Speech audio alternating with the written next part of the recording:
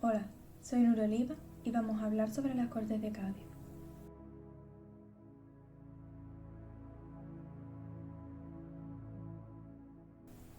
A la vez que una parte de la sociedad española se enfrentaba a los franceses, un sector de ilustrados pretendía implantar en España las mismas ideas que en Francia habían supuesto una revolución. La monarquía borbónica queda desacreditada durante el gobierno de Carlos IV y la política de su ministro Godoy de acercamiento a Francia se consolida con la firma del Tratado de Fontainebleau en 1807, con el que se autorizaba la entrada de tropas francesas en España, con el fin de invadir Portugal. La entrada consentida de tropas napoleónicas se había convertido en una ocupación de España y por ello, en marzo de 1808, estalla un motín popular en Aranjuez que obliga a Carlos IV a abdicar en su hijo, con el título de Fernando VII. El enfrentamiento entre ambos tenía un único árbitro posible. Con las tropas francesas en Madrid, Napoleón llamó a padre e hijo a Bayona y le forzó a abdicar en su hermano, José Bonaparte. Tras la proclamación de Napoleón como emperador y tras las abdicaciones de Bayona, Napoleón le instala al frente de la corona española. Nunca fue de agrado popular, llegando a llamarle despectivamente con el mote de Pepe Botella.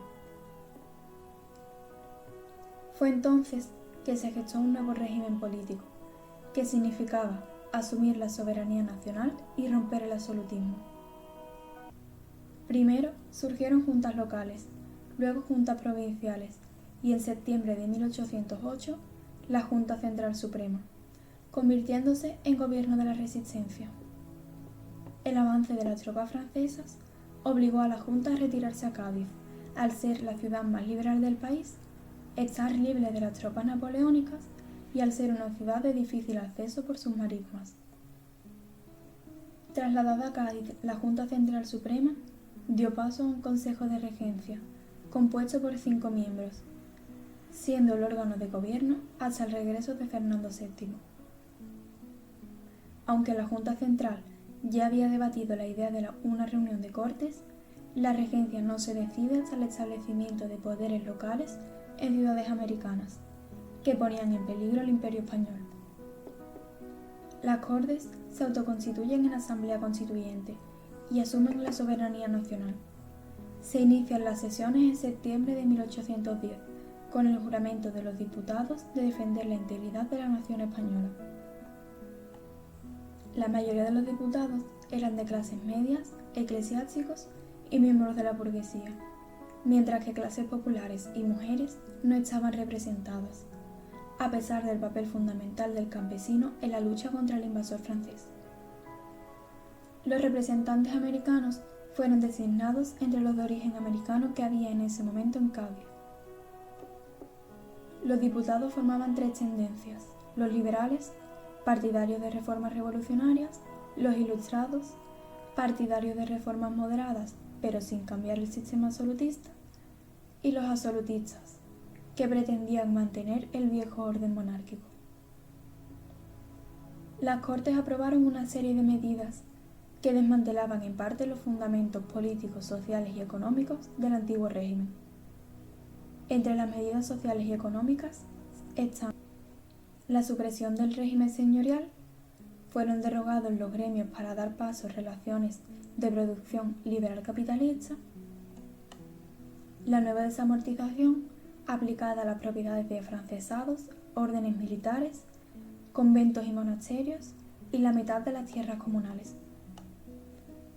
Se suprimen las aduanas interiores y el honrado Concejo de la Mesta autorizando acercar las tierras. Decretan la abolición de la Inquisición, presentada como un obstáculo para la libertad de pensamiento y el desarrollo de la ciencia.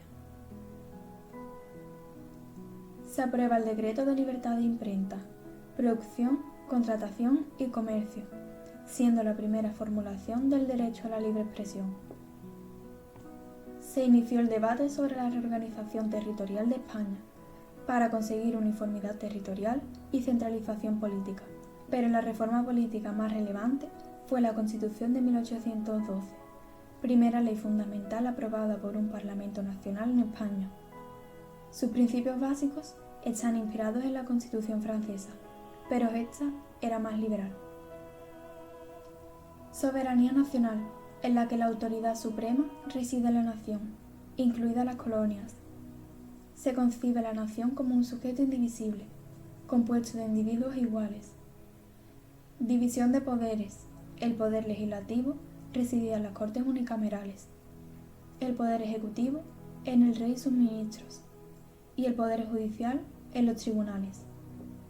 El monarca no podía disolver las Cortes y solo poseía un derecho de veto suspensivo y transitorio. Se establece como sistema de gobierno la monarquía constitucional. Se reconocen derechos individuales y colectivos, como la libertad de imprenta, educación, sufragio. Igualdad de todos ante la ley, un fuero único, igualdad fiscal, burocracia centralizada y un ejército nacional, estableciéndose una milicia nacional.